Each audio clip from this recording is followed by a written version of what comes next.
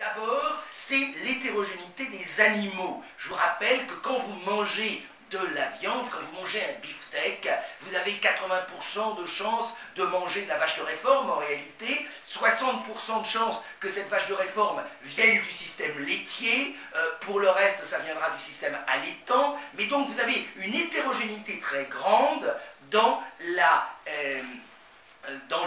les systèmes de production agricole qui sont les nôtres. Premier élément, système laitier d'un côté, système allaitant de l'autre, avec là aussi une multiplicité de races.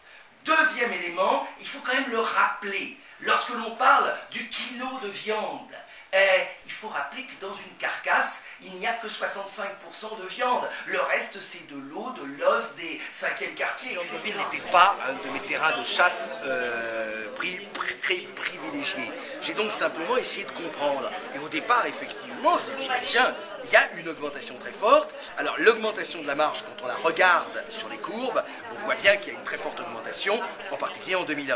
Donc ça, il était clair qu'il y avait un effet ESB. Mais au-delà de l'effet ESB, on voit quand même la marge brute qui continue.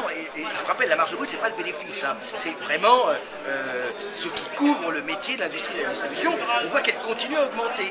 On va essayer de comprendre pourquoi. Et c'est à ce moment-là que, finalement, l'ensemble des facteurs que nous avons mis bout à bout me semble assez cohérent. Je pense qu'on va affiner beaucoup plus dans le détail maintenant.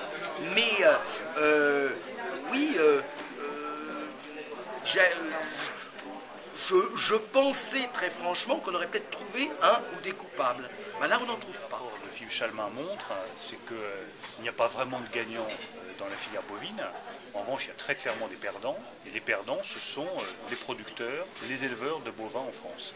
Et donc moi, ma première préoccupation, ma première motivation, c'est d'améliorer le revenu des producteurs bovins pour qu'ils puissent continuer leur activité dans de bonnes conditions et pour que nous puissions continuer à avoir une filière bovine forte en France, qui est créatrice d'emplois, créatrice de valeur, et puis qui défend aussi des produits de très grande qualité.